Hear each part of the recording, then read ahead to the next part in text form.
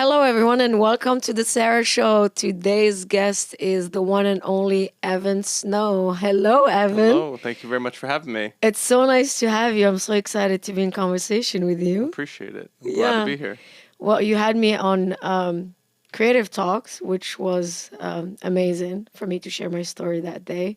And it was amazing to be in one of the spaces that you create. Yes. I would love for you to introduce yourself. Sure. Ladies and gentlemen, Evan Snow. So for those that I don't know or don't know me, my name is Evan Snow. I'm a very passionate arts advocate, community builder, placemaker, creative entrepreneur, born and raised in Broward County, Florida, in the town of Coral Springs.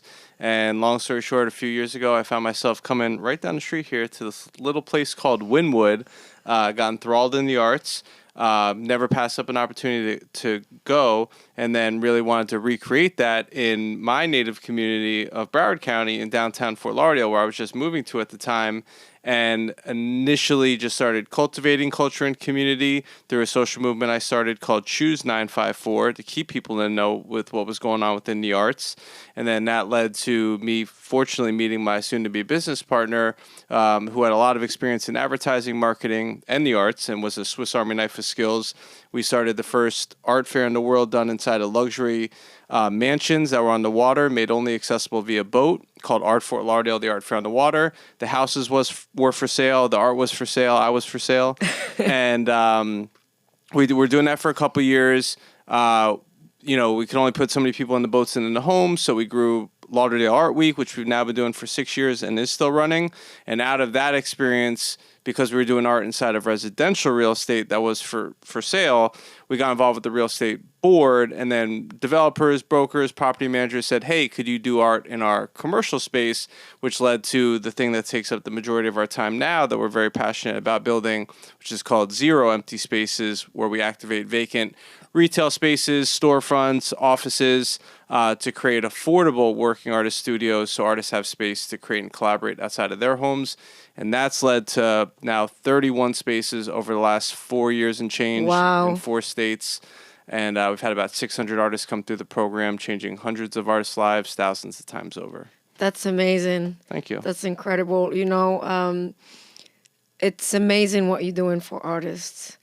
And, I wanna get into like how it all started for you, And I know your parents met at Landmark. I'm a Landmark graduate. How about that? I'm a Landmark baby. Really, you are too? Yes. Did you do all the courses? I did the one for kids when I was in 5th grade. I did do the one for adults. Didn't resonate with me. Different strokes for different folks.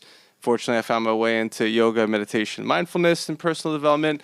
But yes, I am a Landmark baby, and wouldn't be here obviously without them. Yeah, because they met at an event, Correct. right? And then they became Landmark leaders, and Yeah. right. They stayed. Are they still in that space? No, they worked all the way up. They were organizing seminars. They were very high up. They didn't lead. They weren't the forum facilitator, but they were like the forum facilitator's right-hand person.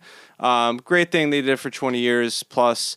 And then they gravitated into other work where they give back and help people in the community now. That's amazing. Yeah. And they're here in Florida. They're still in the house I was born and raised in Coral Springs. You're a native Floridian. Born and raised, Choose 954 in the flesh. Yes. How about Choose 305? I think there's enough people that choose the 305. We never really had so much of this stuff that you guys have here in spades within the arts and the culture and a bunch of other things. And I just wanted to kind of like bring that or highlight what was going on, because when I was getting into this in 2014, 2015, it was just starting to kind of bud. But there wasn't really like one cool go-to thing. At the time, like New Times was still kind of doing its thing. You would go to the Sun Sentinel, maybe like Venice Magazine, but people didn't want to go to 10 different websites to find one thing to do. And I was going to all these cool things. I had just put my toe in the water with food blogging when Foursquare was around, if you remember that. It was kind of like Vimeo. Yeah. And my friends would say, you go to all the coolest places. I love the places that Snow stops at. And I started Snow Stops Food Blog. And long story short, food blogging got me invited to go to events, getting invited to go to events got me to meet marketing and PR people. Meeting the marketing and PR people, as you know from agency experience, Yeah. got me to realize, like, you know what, I could do these events too. And then fortunately, I met the past president of the American Advertising Federation local chapter, who had worked for major agencies, had his own agency, had worked in corporate, and fortunately he saw something in me that I didn't see inside of myself at the time, and that's led to all the things that we've created and partnered on and continue to do for the community. That's amazing. The impact of people on community. You're very passionate about building community. Where does that come from? Well, since you mentioned my parents, and I mean, so the Landmark genes are ingrained in my DNA. For those who aren't familiar with Landmark, it was kind of like before the Secret Gratitude Training, before Tony Robbins, personal development workshop series. So like those genes are ingrained. I like to mention too, my father came from New Hyde Park, Long Island, in Nassau County back in the day when he moved here in the 70s. Lacrosse was a big game in the Northeast at that time, but it hadn't really made its way to the rest of the country aside from Maryland and a few other places. And my father, my godfather, and a bunch of his good friends advocated for the game of lacrosse, which is a beautiful game, now one of the fastest growing games, to the point that the year after I graduated high school, it became an FHSAA sport in the school system. So like watching him advocate for the game, and then the community that would be around that, with the parents, with the other kids, with the tournaments, with the clubs and stuff like that, I felt like I learned a little bit of community building there, and it was just like a culmination of those things, and then ultimately, fortunately, finding my true passion for the arts when I did initially start coming to Wynwood and realizing this art on the walls, the murals, really resonated with me more than traditional fine art, maybe in the museums that they would take us to on like field trips in school did. And, it was just, it was a very, looking back on it, serendipitous, synchronistic timing as Wynwood was still coming up and still cool and still underground. And then with Fort Lauderdale beginning to want to reinvent itself and beginning to want to have some of the art. And I just, very, very fortunately found myself at a very interesting intersection of time that it was needed, and I found opportunity to fill that void and create a life that I never knew I would live or thought I would live, and where I am able to do things to help the community, to build community, to help these artists that I was knowing and loving and building relationships with that don't always have marketing resources or experience or budget to do. And, it doesn't feel like work for me. It's my oxygen. This is what keeps me going. What you talk about Wynwood and how we used to. I've been in Miami since 2001, so there was no Wynwood. Nope. There was a lot of the things were not here. People talk about how Miami changed since COVID, and I'm like, well, you haven't seen Miami even 20 years ago. But we love Miami, we love Broward, and so we're very proud to be part of this community. When you talk about building community, what does community mean to you?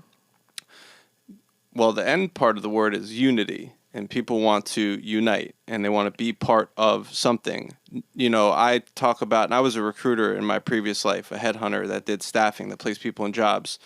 And, you really want to have this play balance of work-life play. Nobody really, you shouldn't just want to go to work, go home, sleep, rinse and repeat.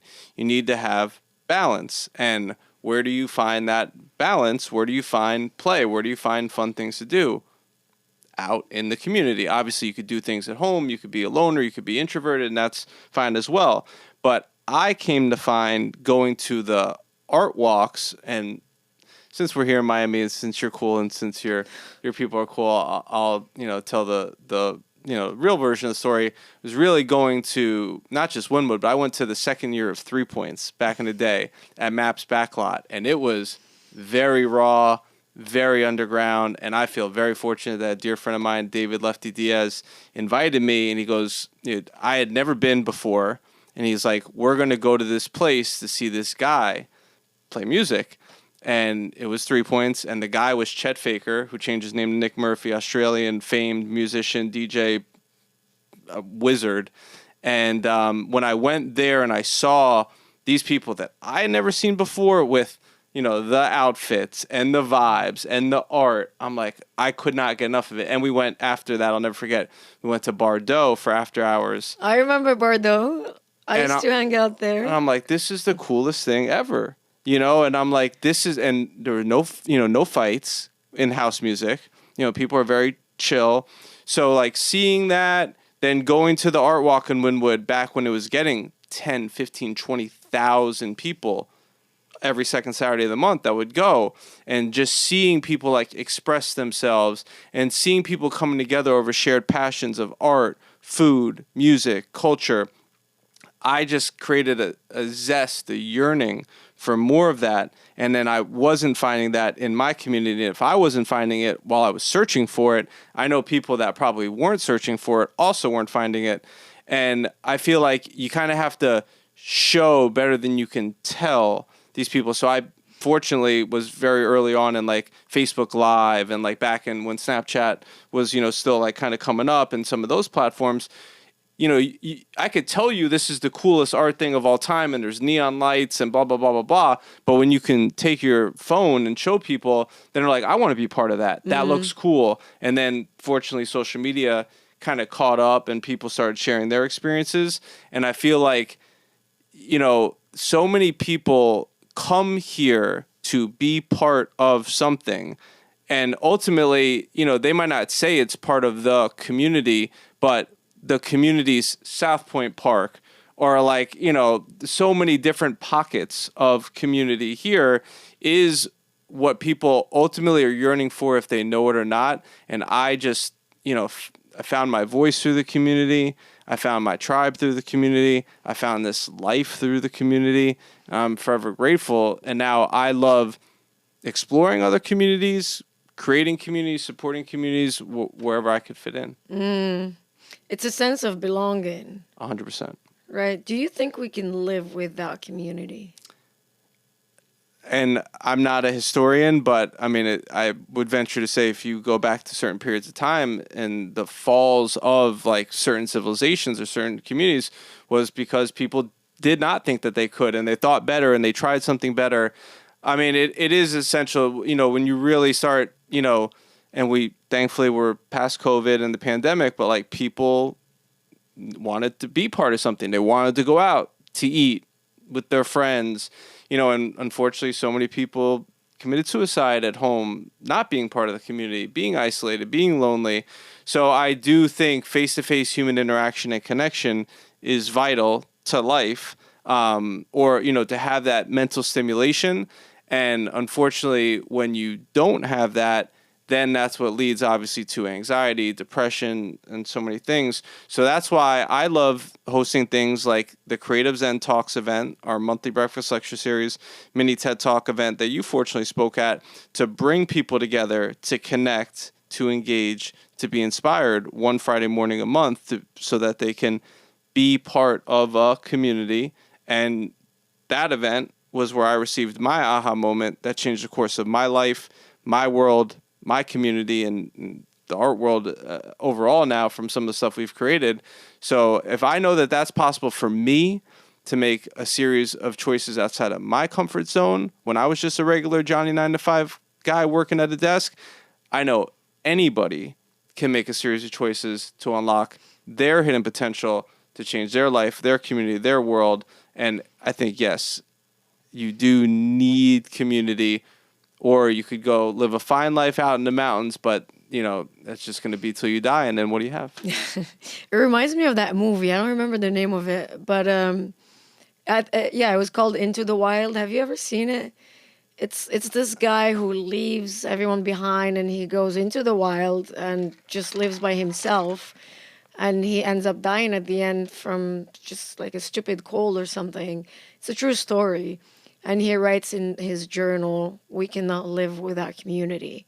If you haven't seen it, I highly recommend it because it's a true testament to what you're saying. Amen. Loneliness pandemic is a real thing. I think I read something earlier this year that said 1 in 4 people struggle with loneliness. How what would you advise someone who is struggling with loneliness? How would they go about finding community where they can belong? It's a great question. And right now, we're in the middle of something that's free, available on the internet, publicized, called 10 Days of Connection, that the good folks from Radical Partners put together. That's actually part of the reason why I'm here in Miami today, to go to a dinner as part of my men's group, another way for people to escape loneliness, to come together and encourage people to look up. But I think everybody at some point in their life is in a comfort zone, is in a bubble. And, oh, I don't have to go out today. Oh, I don't have to go out this weekend. I'll just, I'll get to it later. But the most beautiful things in life I found, I think you found from your travels and experiences, happen outside of your comfort zone. And yes, there's a lot of noise on the internet, inside your head, from your family, from your friends. And I can only speak from my experience of what worked for me.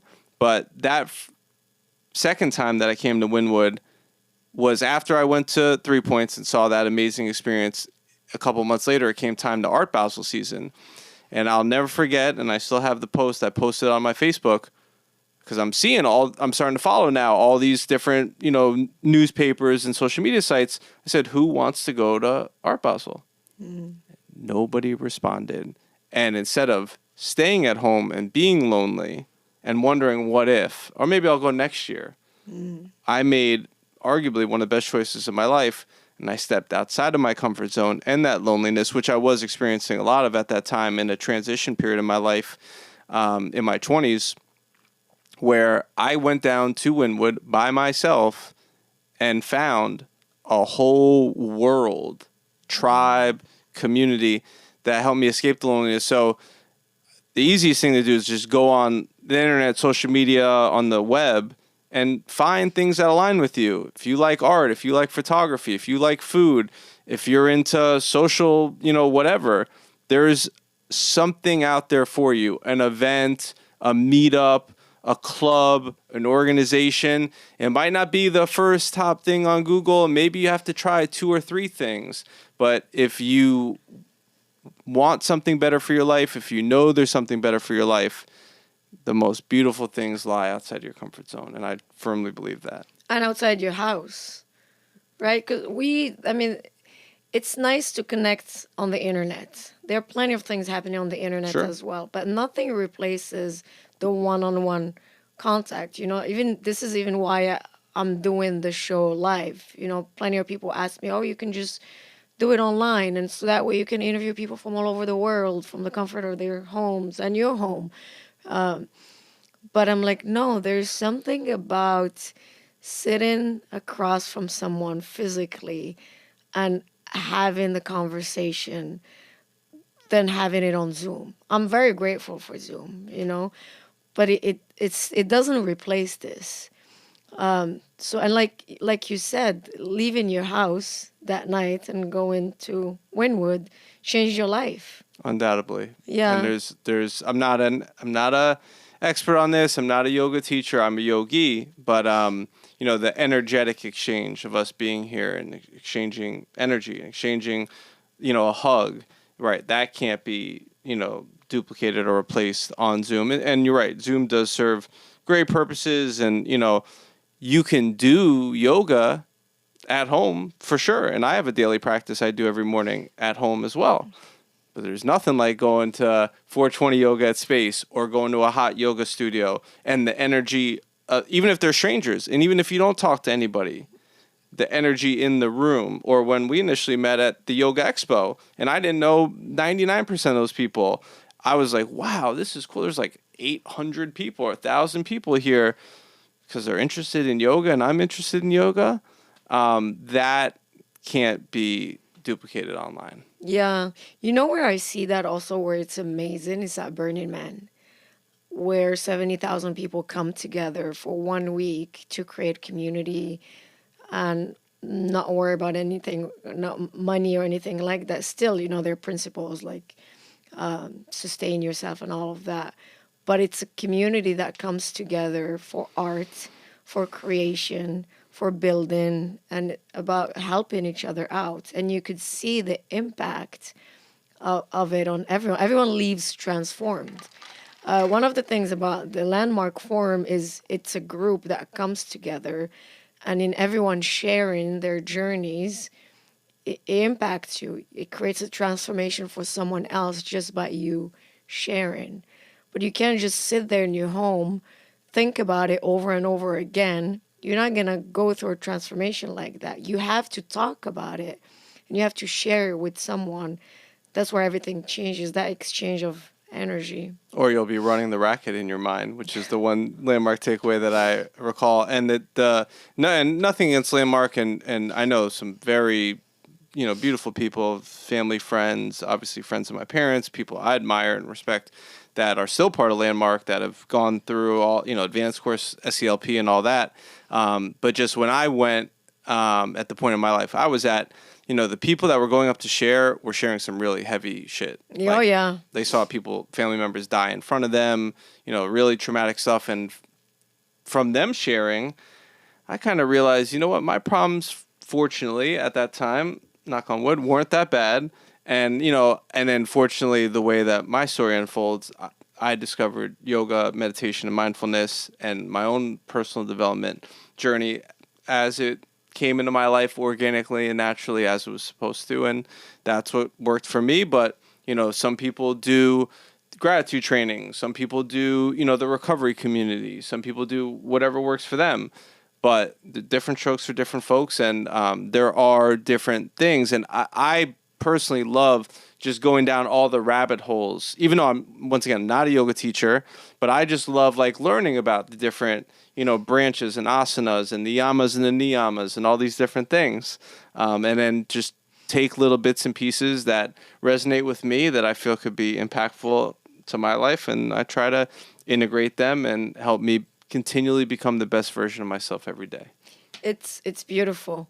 And the journey that you're talking about is also a beautiful journey. It's, the transformations that we go through, they're individual journeys, right? So when you go to do yoga, for example, you're on your own on the mat, following the asanas, and it's an individual journey, right? Like you're feeling certain things are coming up, your limiting belief shows up, your stories show up, your rackets show up, right? So you're going through that on your own, and no one can save you by yourself, right? You have to go through that journey. But having all those people around who are also doing the same thing creates that beautiful energy of we're in this together and we're all doing it here now, being fully present with it. We're not escaping it. Yep. We're dealing with it. We're facing it. And that I think that's the beauty about yoga. It is. And I'll never forget, the first couple times I'm like, this is really hard. I really want to give up. And that was before I knew I could take child's pose.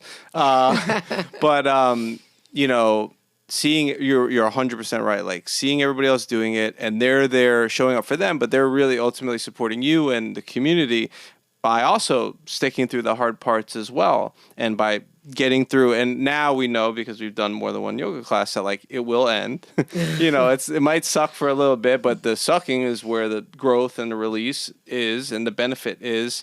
And yeah, you can only do it for yourself. And I'll never forget, I remember hearing people cry a couple times in the first couple yoga classes I took, and I was like, whoa, this is some really powerful stuff. And, I'm super glad that the teacher was there for them. My teacher that was teaching the first class I took, Chloe Ravel, the Gemini Rising. And this is such a beautiful thing because I don't really cry in public all that often, but this person found that outlet, that benefit, that release from this practice. And that experience and many other experiences has driven me to continue developing this practice, which it is. And it's part of my life that, will be with me for the rest of my life now. the vulnerability of yoga is you can't help it, right? Like sometimes you're in a pose and something shows up and you start crying. Like I don't even know why I'm crying right now, but I'm crying and that's okay. And like you said, it's that space where crying like that is totally fine. I remember I cried a lot in the beginning, and I still do at times. And you know what? When I was in Asia, and I was doing a lot of yoga, and I was crying a lot. And the only thing they would say is just be with it. And I remember how much it would piss me off. Like, what do you mean just be with it? I'm dying here, emotionally. And I couldn't even speak at the time. So. I was just going to say, and for those that do not know and would like to hear a great story, Creative Zen Talks presents Sarah will tell you a story unlike anything you've ever heard of before, where she traveled all throughout Asia to all these temples, to all these places with no voice, and she survived and got her voice back. I did. And is thriving. I know. And here I am today. Amazing. Something you said just now, you said it will end. And that's something that always helps me to remember that. It will end. And when it ends, I remember I can. I did a 24-hour fast yesterday. No food, no water. Okay. And it was really cleansing. It was a journey. Okay. You think yoga is 1 hour. This was 24 hours. And it gets to a point where it gets really hard. And I know now, I'm trained to know that when it gets to that place, it's good. And I'm giving up something I no longer need is dying. And that's great. And it will end, But there's always a newer layer of it will end and I can that shows up that's even more powerful than the previous one. You know, yesterday at 8 p.m. when I broke the fast and I ate and I had water, I got really thirsty and I had water. I was like, yeah, I can. And it was very different than yeah, I can. The one that I had previously from a different experience. It's a new level of growth. It's a new level of growth. And new, like you know, in the video games, like you leveled up and now like that much more is possible. And, now you have that much more room to grow more. And I've been encouraged. I have diabetes and I have an insulin pump, and I take my health very seriously. So I've considered it. People have encouraged me to do it. I'll probably need to do more research and dive down more rabbit holes. But kudos to you for doing that. And if you couldn't tell, she's glowing. Post fast. Post fast. I didn't look like this yesterday. Someone saw me yesterday and he's like, "You okay?" I was like, "Yeah, I'm fasting." He's like, "Yeah, you've looked better." I was like, "You're alive. You got your voice." I know. I want to ask you. You're a thriver. You're not a survivor. Okay, you're a thriver. You're a creator. You love to create things. I mean, look at all the things you've listed as a creation, but it's a creation out of service, right? It's selfless. It's a community-based thing. And I love the way you define it as unity. Community is unity. It's all of us coming in unity. Going back to yoga also is unity, right? Union, yeah. So there's something very special about you. Maybe it's your parents who, created a special kid as they were releasing all of those layers. They were doing Landmark and you came as this amazing guy. But you're thriving from creation out of service is the way I see it. Tell me more about that. Tell me how it feels for you when when you have a new space and an artist walks in and you just did that for them. When you have another talk and someone else's life has been changed by listening to that speaker, when you go to a different city and and you create a new space for them, or when you do any of the things that you wrote a book as well. How does that inside of you, what does it take for someone to get up in the morning and be like, I want to create something for other people? Where does that come from? That's my question. It really is my oxygen. and it really does keep me going. And I'm motivated, unlike maybe other people are motivated. When I met my business partner, he keyed me in on something that I had never really heard of before, that existed before, but altruism. And the way that we kind of describe and understand altruism is doing good for others without having your hand out, hoping and expecting anything in return. And a lot of what we initially were doing and wanted to do was specifically for our community where I was born and raised from, where I had a lot of pride to be born and raised from, because this is a very transient place, well, Broward County and Miami, but in Broward specifically, like, people were always like, oh, I don't know that many people from here. And I felt so many people I grew up with, like 30, 35 minutes away in Coral Springs when I was living in downtown Fort Lauderdale, like, they left for whatever reason. People have families, people get a job. And I felt, well, if they knew all this cool stuff that was going on before we even started creating cool stuff, it would give them reasons to choose the 954, come back, be part of the community, and find the same enjoyment and pride that I could. And it did. But there's a gentleman that motivated me tremendously early on in my journey that I think you know, and his name's Gary Vaynerchuk. Mm-hmm. And I'll never forget, as I was kind of going through my, being a recruiter, sitting at that desk, working a 9 to 5, listening to TED Talks, and then at the right time, at the right point of his career, at the right point of his content and his journey, which has evolved, and, he might not be for everybody, but he was preaching, don't do shit you hate. And he had a talk that I'll never forget that I still listen to and I still share. And it was 6 minutes for the next 60 years of your life. And in that talk, he says, you could be 30 years old. You could put your head down and grind on something for 3 years. You could wake up and be 33 years old. And I was 30 years old at that time. And I knew that there was always something more inside of me that I just hadn't figured out. I tried being a realtor. I tried playing poker semi-professionally, which I played from like high school, the Moneymaker era, Moneymaker poker boom. And that wasn't really for me. And then I just found, as I was a tech recruiter, going to these, if you recall, in 2014, 2015, and this is so crazy looking back on this 10 years now, they were like desperately trying to have a tech scene in Miami and the startup scene. And there was a place right down the street called WinCode, which was a coding academy that would do pitch nights. This was like the early days of Emerge Americas. And there was all this like very, very early on talk about entrepreneurship from Gary Vee, from that side of like pursuing your passion, pursuing your dreams, from the tech side of like, oh, let's build the next Uber, let's build the next Airbnb, Facebook, whatever. I wasn't meant to be a tech founder, and I might not be meant to be a billionaire unicorn founder either. But I knew, and fortunately I didn't know at the time, like the genes that my parents passed down into my DNA are for helping others, are for caring about others.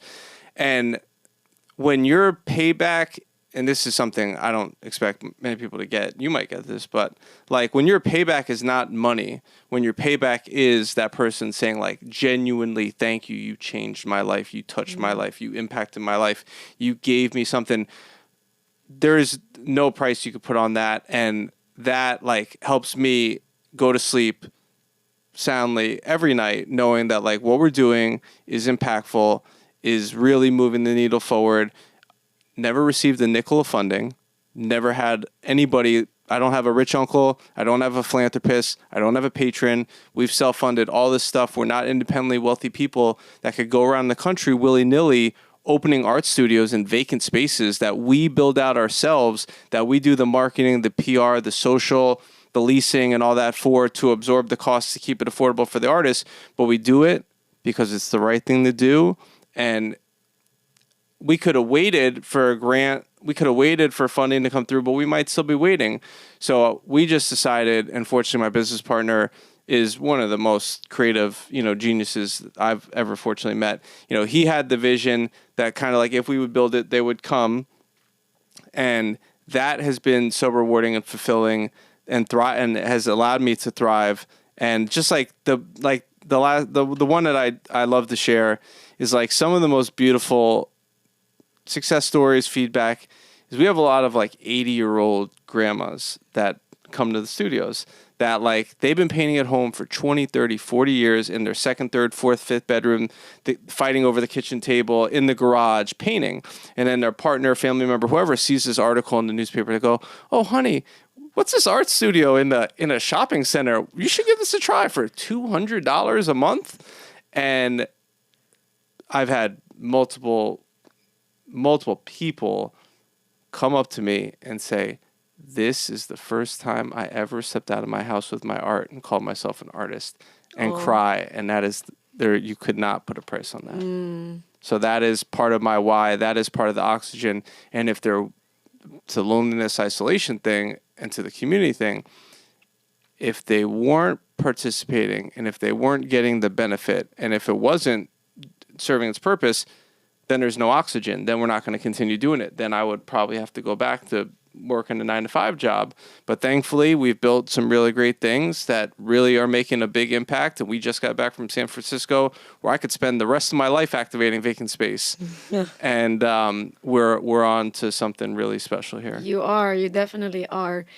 That oxygen that you talk about, it's the reason you get out of bed, isn't it?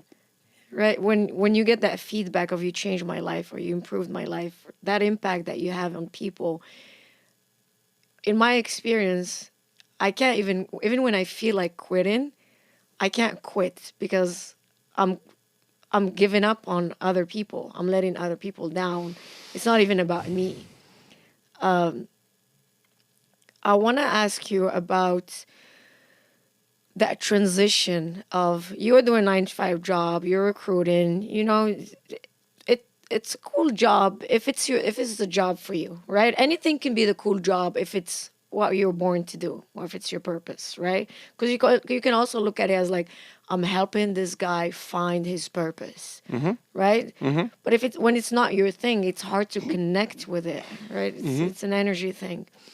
Talk to me about the transition of recruiting to the amazing creator that you are today. Well, it did serve its purpose. It served multiple purposes. I learned how to fit square pegs in round holes because recruiting, you're placing people in jobs. The company is having a tough time finding this talented, skilled worker, and they're willing to pay a fee to a recruiting agency, to a staffing agency, to help source and recruit that person to fill that void. So you definitely learn like a lot of creative problem solving. You learn, I've interviewed thousands of people, like, tell me like how you got started, how this led to that. So like looking people in the eye and like having face-to-face human interaction and conversation, I've sat down literally with thousands of people over years of recruiting. So that, definitely learned like some good skills there. Some of the things, life has not been easy for me. It hasn't been a straight and narrow path. I've been, for lack of a better word, screwed over multiple times. And some of those, all of those experiences really led me to, the next step on the journey, which led me to that transition.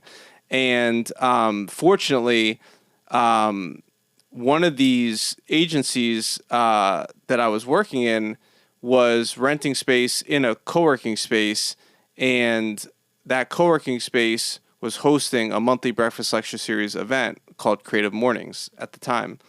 And my friend and mentor, who had also been renting space in the co-working space, he knew I loved TED Talks. He loved TED Talks. He's like, "I think you'd really like this. You should check it out." And I did. And that event was where I received my aha moment in the form of inspiration, in the form of, don't do shit you hate. The speaker is preaching, be authentic, be genuine, pursue your passions. And if it wasn't for that spark, when I ultimately was at a crossroads in my life and in my career, sitting at that desk working as a recruiter, knowing I had more inside of me, if I was really yearning for it or not at the time, I probably wasn't, but that confluence of events is what led me to ultimately leaving recruiting to join Entrepreneurville at a time where also, if you recall, in 2015, there was like a entrepreneurial awakening, entrepreneurial revolution. There was, and I've, look back on this now, there were like so many people that were leaving their job to pursue their side hustle, side passion, whatever it was. And the Gary Vee was, obviously a big impact on that movement, preaching entrepreneurship, as well as, a lot of other people and a lot of other things that were going on at that time. But fortunately, that choice to step outside my comfort zone and, super transparently, I share in the book, and when I tell people, it wasn't easy. I drove Uber and Lyft for over a year to make ends meet, to give myself the freedom to go explore and see all the things I wanted to go see and do, so I didn't have to lie to a boss to say why I wasn't at the desk. And even if I had to grind and drive in the middle of the night or whatever, it was giving me that opportunity. And then, fortunately, just, the way the universe conspired to protect me, I did actually have a coach that saw something in me I didn't see in myself as well, gave me some free pro bono coaching. And he said, you really need to get to a point where if you're not generating enough recurring revenue monthly and income for yourself, you're going to have to, go back to recruiting. You're going to have to do something else. You can't keep driving Uber because you're going to run your car into the ground, and then you're not going to be able to generate money that way. And that point came, and I planned, 3 months, and then fortunately I did get a job recruiting with an agency with a guy that liked me and knew I was doing the other stuff on the side, because I still continued doing the Choose 954. We're still doing the art fair. And I went back to recruiting for a year and a half while I still was like doing stuff on the side, and it was still working for him and helping him generate revenue, and took the job serious. But if it wasn't for that event, that in that year and a half, I was able to build the side business to the recurring revenue point, that I was able to sustain myself, that I was able to leave and never go back to recruiting. I might have always wondered, like, what if, and I might have been trapped at that desk. But once again, the most beautiful things happen outside your comfort zone. And I'm glad that, I decided to do it my way. Even if I had to take, a step back, it allowed me ultimately to take the steps forward. And that was May of 2019. And I haven't looked back since. I love that you are very open to transformation and improvement and personal development. You spoke about being part of a men's group earlier. What do you think, from a men's perspective? Because I feel like for us women in general, we're more likely to be open about our struggles, our emotions. We're more likely to go that route, right? Or get a coach, or get help, or join a circle, or go on a retreat, or right. We're more likely to do that work, or at least to be open about it and speak about it. Correct. I do see that more men are into it. I have a lot of men clients, and it's beautiful to see. What are you seeing as a man? What are you seeing for your gender? The pandemic did, unfortunately, kind of not force me into that, but I discovered yoga in the pandemic. And long story short, fortunately, I moved into a beautiful brand new building in downtown Fort Lauderdale with a 25th floor green space wraparound view that they were offering free yoga, and a beautiful soul that I had known from years before from some work we did in the Arts District. I mentioned Chloe Ravel, the Gemini Rising. The universe plucked her and put her there to make these free offerings available. And if it wasn't for her having the offering, me moving into that building, and then me fortunately discovering yoga on the beach in Tulum very serendipitously on a trip with my nonprofit at the time, I wouldn't even have known about mindfulness or men's work. So it happened the way it was supposed to happen for me. I think it's coming into men's lives now, a lot of times from their partners or from the feminine, their mother, sister, friend, coworker, partner, whoever. It looks different for a lot of different people. our men's group, which I also fortunately fell into during the pandemic as well, from a dear friend of mine, Seth Gilson, the mindful doctor, holistic dentist. He had known about it. He was searching for it, searching it out in the community. Wasn't finding it. So he ultimately joined one online that was based out of Canada because he had heard about the principles and the practices, but then wanted to create an in-person version in our community in Hollywood, and we did. But I think now, like, there's a little bit more, kind of how there was like an entrepreneurial awakening in 2015. I feel like there's more of like a self-care, self-wellness, awakening, presence, knowledge. I see there's more men's groups now. I see that there's more men that are speaking up now about mental health awareness, about self-care. Some of the, not everything's going to resonate with everybody. Our men's group, we more or less hold space for one another. It's a 3-hour weekly closed doors meeting where we're there. Sometimes you give more than you receive, and sometimes vice versa. Sometimes you have a lot on your plate. Sometimes you don't have much on your plate. Some of these men's groups are more active and they're doing more exercises and there's more physical engagement.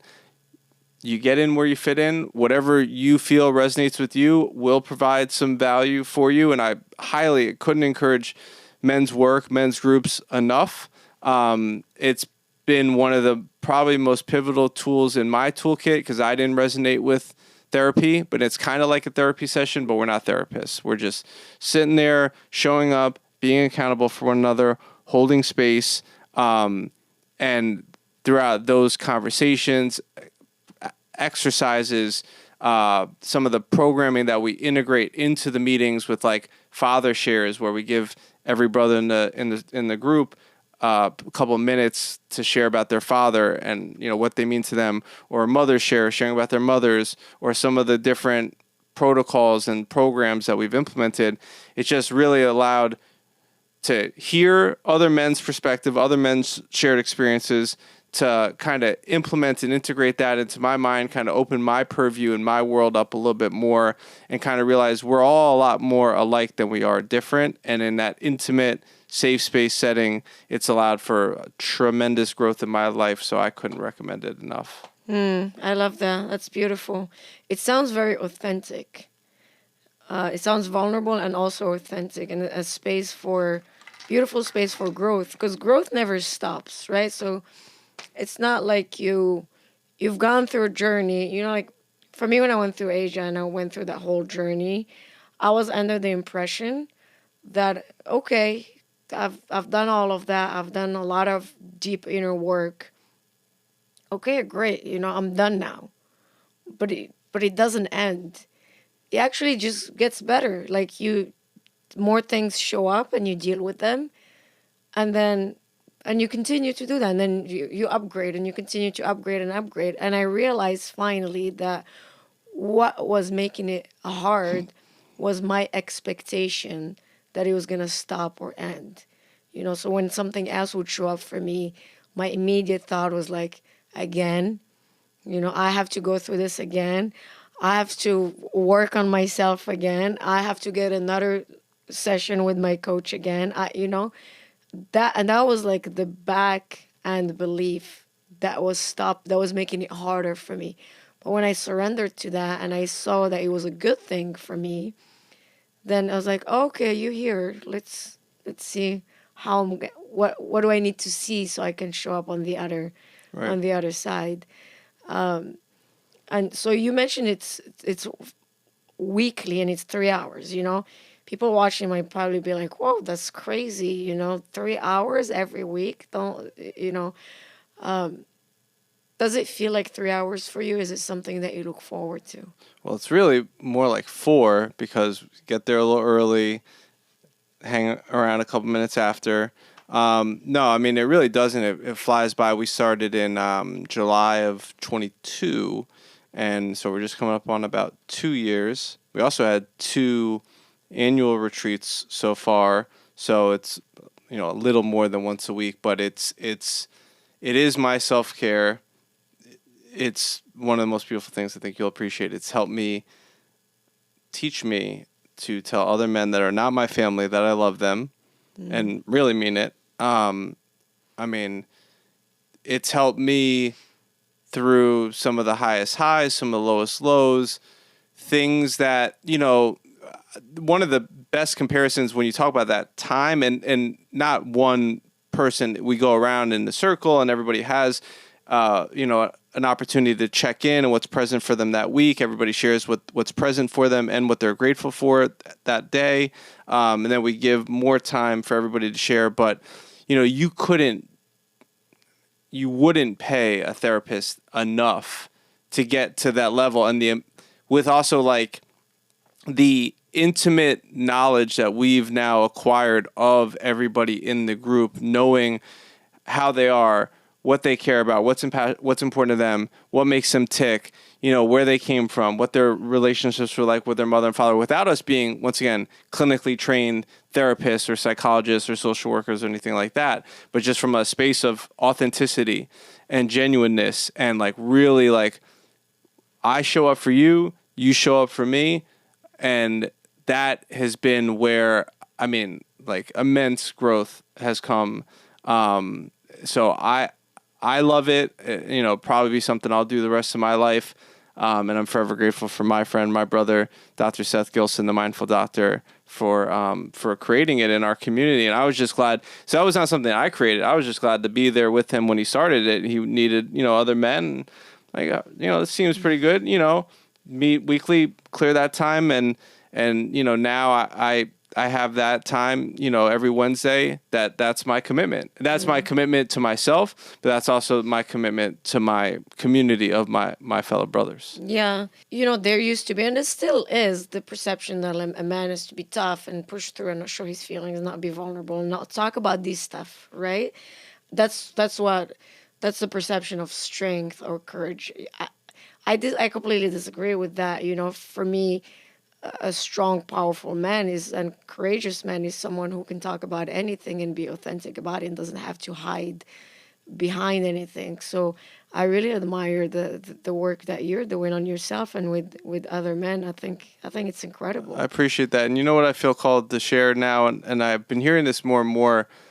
It's unfortunate, veterans and PTSD and suicide is because a lot of times they just had to internalize it and, suck it up. And these are some of the most traumatic things. I could never imagine what they have gone through.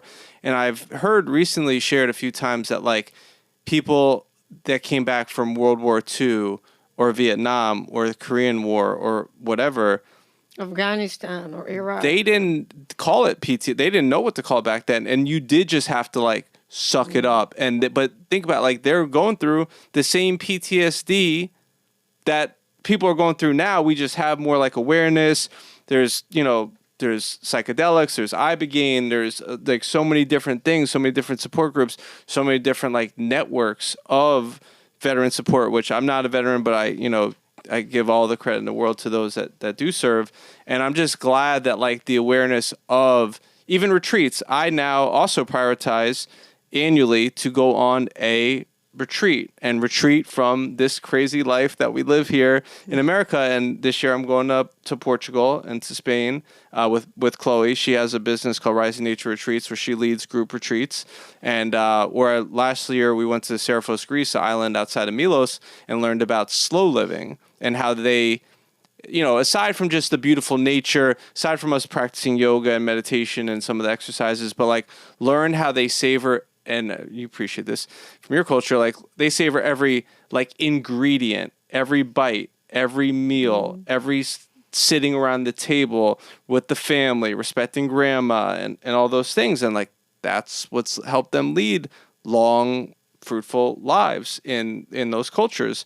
So like I now prioritize as part of my self-care annual retreat personally, aside from business travel, so I can, go decompress, spend some time, personal develop. And I love travel. So I love like seeing, I've never been to Portugal. I hear amazing things. So I'm looking forward to seeing this culture that leads to long, fruitful lives. I'm hearing as you're speaking, what I was seeing is like a cup being emptied, right? Every time you go to a men's group, or or I go to a group, or you go to a retreat or anything like that, or you're talking to someone about something, or you go to a yoga class, or any of these, or even you pray, or any of these practices that we have available to us, is a way to empty, right? It's a way to empty your cup. Even at Landmark, what do they call it? Empty, you're free and empty, or something like that. But that's what I was envisioning, emptying the cup every time you go on a retreat. You're releasing anything that you've taken on. You need to. You need that time. And the retreat, for me, it's annually. I mean, there's mini retreats as well, but even like just making the time, I prioritize from working with Chloe a morning routine, meditation, light flow, some sun salutations, some down dogs, some child's poses. I go to the sauna almost every day when I'm not going to a studio for a hot yoga class.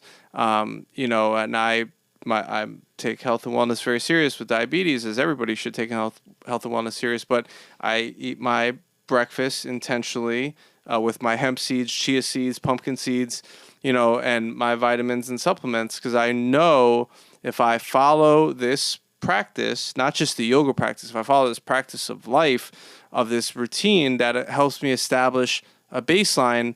I always like to say, to be your best, you have to feel your best so you could do your best. And I know if I don't, and unfortunately when I don't, if, we're traveling and, go, then I know I'm going to be off my baseline. And I've just chose and prioritized is living my best life and establishing that baseline so I could show up as the best version of myself to give all that I have to give while we're here on this planet, while we can. And a lot of people don't think about that.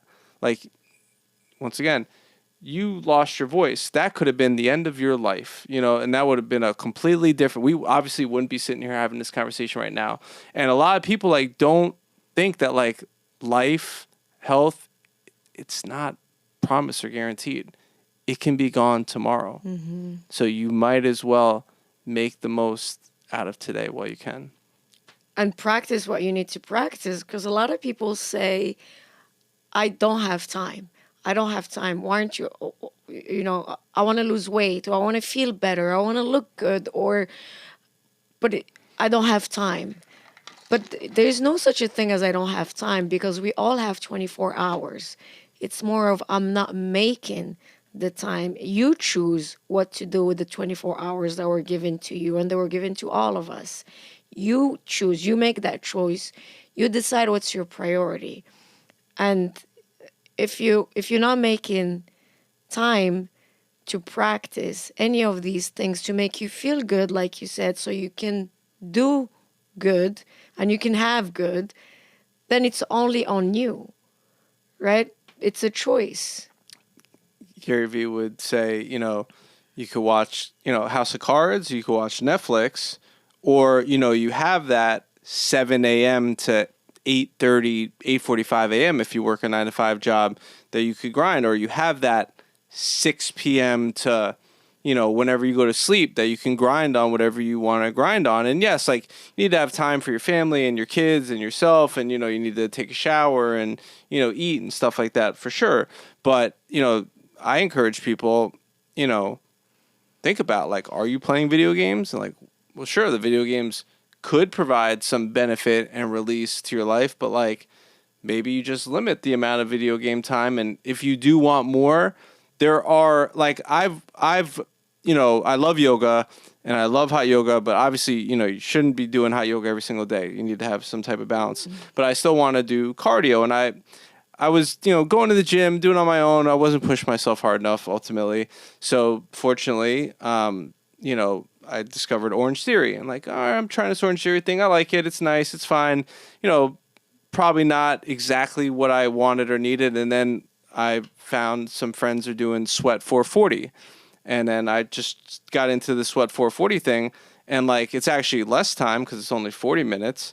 But I feel so much better after I do that. And even for a busy person on the go, now I'm going to prioritize that because I know the way I feel after. I know that it's like proven the exercises kicks your ass.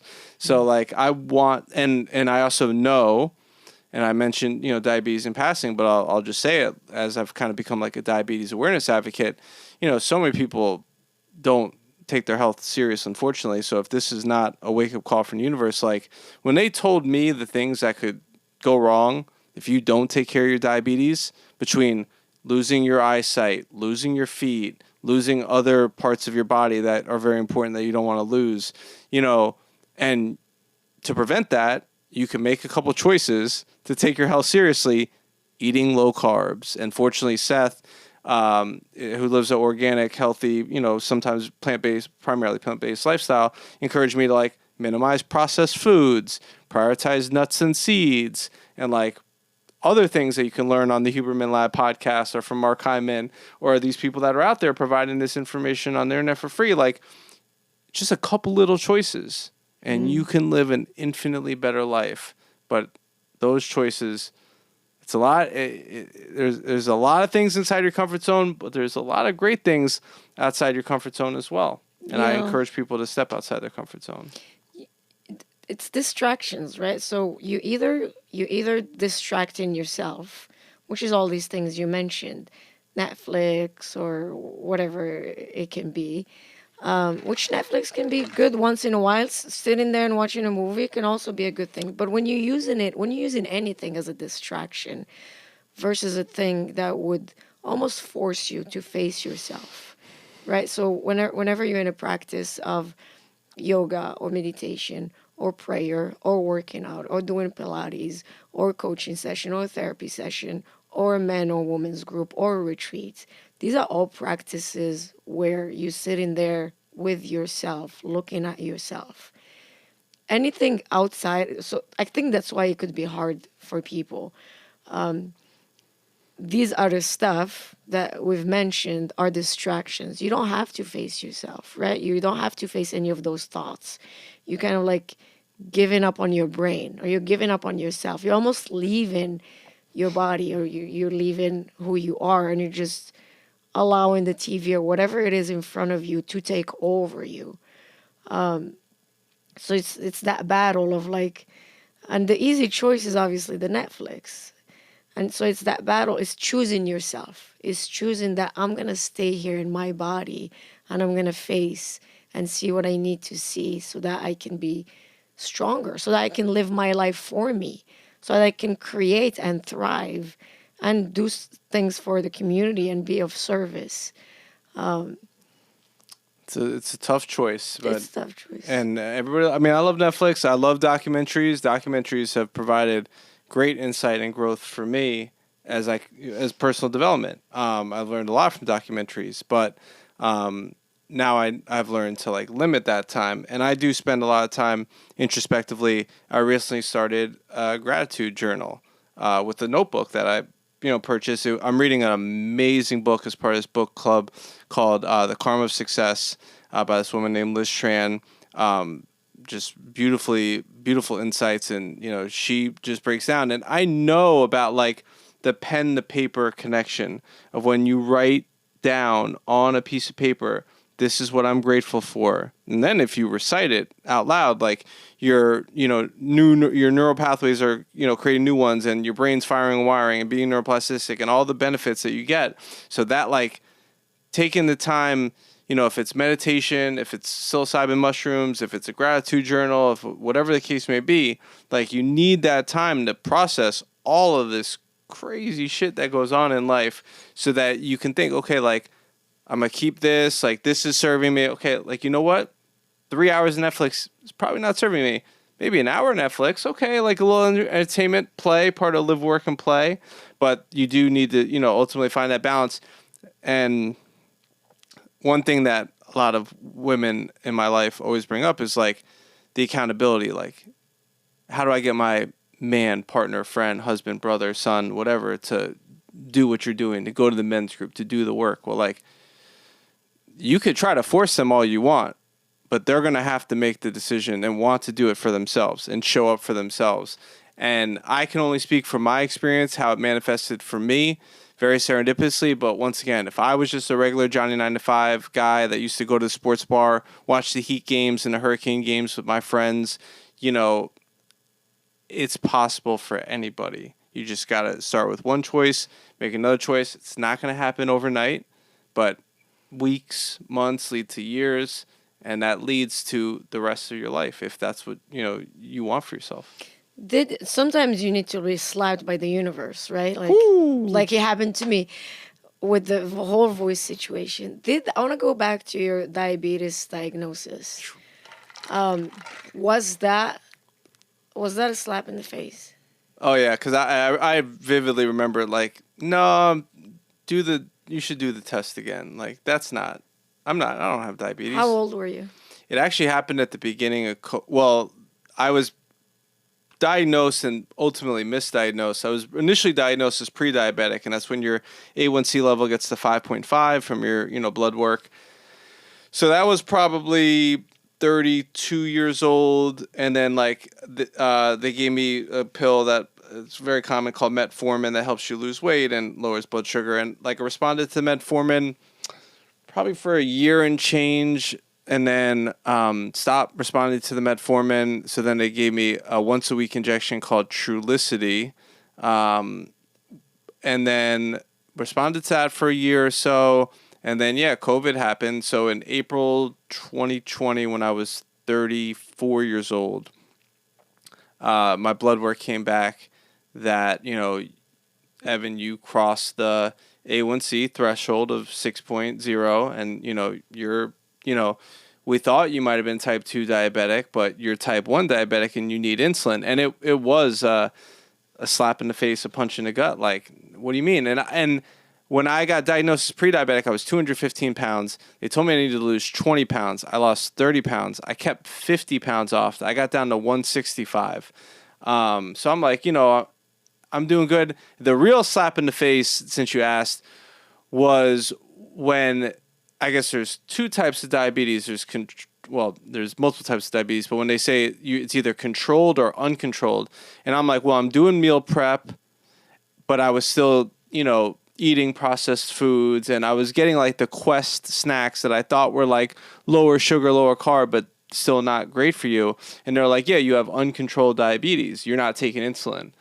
Then I'm like, damn, okay, like, if this is how it is and this is how it is. Ultimately, it helped me get in the best shape of my life. Really now, like I feel the best, I'm eating the best, I'm working out the best. And then through the diabetes diagnosis, when I fortunately shortly thereafter discovered the power and impact of yoga helped me tremendously love myself more than I've ever loved myself before. Really helped me unlearn and this unlearning thing that not a lot of people talk about. More people talk about it now, but like a lot of the things that we've been programmed since we were young, I ate enough sugar in my lifetime. I don't need to eat sugar anymore. I had way too many sweets. So it was that punch in the gut and punch in the universe. And then, just realizing like, I saw people lose limbs and, really get messed up. And I don't want to lose my feet and not be able to walk because I want to eat a Swiss cake roll or a ho-ho or something like that. So sometimes it shouldn't have to take that. And thankfully I didn't lose my foot. And thankfully, actually, I just got my feet checked and my feet are good because I got that punch in the gut and I got that wake up call. And then I got those tools and resources. And then the tools and resources have led me to some of the best practices. And the last thing I'll just say about the time when I talk about the morning routine and I outline it in the book, like people say, oh, that sounds like it takes a lot of time. Right. Well, I wake up at like 6:30 a.m. and try to get it done. So I'm ready to go by 9, even though I'm my own boss and, I work way past 5 p.m. anyways, but that's what works for me. And I used to take 3 hours to do the morning routine. And then I kind of refined it and got it down. And you just find what works for you. And not everything that I do or that I put in the book as part of my morning routine will resonate with you. You can take the parts, even if you just meditate, even if you just take vitamins, even if you just do, a cold shower and you don't do the sauna, implement one thing in your life, and I guarantee you, there are literal science proven benefits that will improve the quality of your life, even if it's 1 degree, 1%. As you know, because I know you're, obviously in good shape and yogi and take health and wellness seriously, and, encourage them to listen to your talk. Like, you recovered your voice when it was not guaranteed that you would do so. Yeah, absolutely. And without that self-care and the routine, I couldn't do my job, and I couldn't do my job at an optimum level. Self-care is what allows us to actually show up the way we show up. Correct. So for me, there's no question. There's no doubt. There's no even like, I don't even think like, oh, what if I just allow myself to do, something that I don't want to do, or that's not good for me. I don't even go there. But that also, I have to say, happens gradually. Are there times where I like slip? Yeah, But overall, my health is my priority. It's always there. I don't think about, oh, I shouldn't pray today. No, it's automatic. There's no one comes before God, because God is my biggest ally, and God is my biggest supporter, and God has got my back always, and God is the one guiding me. So there's no question that I need to pray and connect to myself and connect to God. There's no question that a fast is good for me, right? There's no question that working out is good for me. Like I was saying earlier, it's about choosing, and it's about realizing that what are your priorities, and really thinking about that. I want to thank you for sharing your story about diabetes. I want to talk about your book, Learning to Choose. We've been talking about choosing a lot, so I love that this is the title of the book. Talk to me about this book. How did you decide to write Learning to Choose, and what is it about? So I did feel the calling. I used to resist the calling to share. I haven't been doing this long enough. I'm not established enough. We haven't done enough. And then in the pandemic and through some of my mushroom journeys, when I was like introspecting and reflecting on things, like, no, I do have a lot to share. And I looked back and reflected, and I had a book writing accountability partner who I think you might know, Ernesto Mandowski, CPD Advisors. He fortunately, he's a systems guy, and he made time out of his life to sit down with me as a book writing accountability partner, to sit down and not just, write, but, kind of think about it. And I kind of synthesized 7 key moments in my life that, if I didn't go through this process, they were part of my life, but, I didn't really, tag them as these 7 key moments. But it was really those 7 key moments, many of which I mentioned: going to Wynwood for the first time, discovering yoga on the beach in Tulum, meeting my business partner, starting the art fair, that really ultimately allowed me to make these choices outside my comfort zone to unlock my hidden potential. So the book, it's not just my story. At the end of each chapter, there's a learning lesson in the form of questions that I pose back on the reader. And a lot of which we've actually discussed, like, how do you tap into community? Well, there's like a 10 days of connection. There's Accent Club, a goal setting accountability mini mastermind group that I helped start a chapter of in Fort Lauderdale. And there's things out there that if you resonate with this story and some of these choices and some of these learning lessons, you can unlock your hidden potential. And I finally felt comfortable enough to share that with the world, and I'm really glad that I did. I've gotten some really great positive feedback from it, and I know this book's not going to become a New York Times bestseller. I set out, my goal with this book was to change one life. Your life, your kid's life, your friend's kid's life, some kid that you mentor's life, because it's not something I'm proud about, but I'm a high school and college dropout, 1 credit short on both. Last semester high school and end of college, couldn't wrap my head around the 2 math classes that I've still never had to use in the supermarket. And but so many kids are like, no, you didn't get a degree, you can't be. Well, like, you could be whatever you want to be. You don't have to do what the book says. Because, like, what book is that anyways? Don't they update those books? You could write your own book or write your own story. And I'm really grateful to do that. My business partner designed the cover with the arrows and the fork in the road. And it's been really cool. And actually tomorrow we're doing a really cool event at the Underline during 10 Days of Connection with Radical Partners, where we're building, I never would have thought in a million years I'd be doing this, building little houses, for the books. And we're going to place them under the Underline as a placemaking initiative with Moonlighter Fab Lab and Tom, these beautiful people. And I'm going to put my book in there, and some kid, one day is going to be walking through Miami and like, oh, what's this?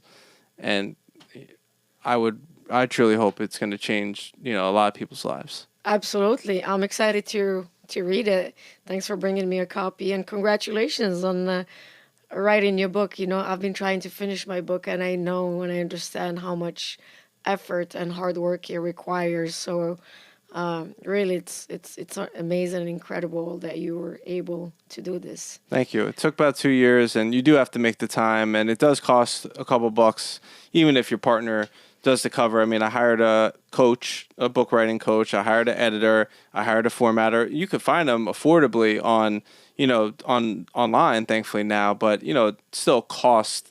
And there are a lot of tools. You could probably do it now for less than $2,000, $1,000 if you really get scrappy with it. But if you feel called to share, which I think you do, and you have quite the story to share, Amazon and KDP, that's their platform. They make it super easy, and they'll even help you with the formatting now and the layout and stuff like that. So it's all out there. It's all possible. And I just encourage people, to check it out. If I even tell people, like, if you can't afford it, like, I'll give you a copy, or like I have free Audible codes I'll share. And if you ever have a question, like, I'm an open book, I'm very approachable. Reach out to me on social media, come to an event, email me, whatever. I'll answer any question. Like, this is my life, and now I'm literally an open book. So I'm glad to share. And like I said, this isn't it's my oxygen, but I don't do this for me just to breathe and like to live. I do this because I want to live in a community where when I would go to like Austin, Nashville, Soho, Asheville, and these cool places, like, you don't go there because of Starbucks. You go there because of the cool shit. And like, there is cool shit. And like, I'm just fortunate that I found it in the form of the arts and the form of the culture. And if, maybe your thing is speaking or coaching or World of Warcraft or whatever it may be. But everybody has something buried deep down inside of them that they can unlock to live their best life, to change their life, their world, their community, and beyond. And hopefully this book can help them do that. Amen to that. Evan Snow, thank you so much for being with me today. I really appreciate you. My pleasure. Thank you for having me. Thank you. Cheers.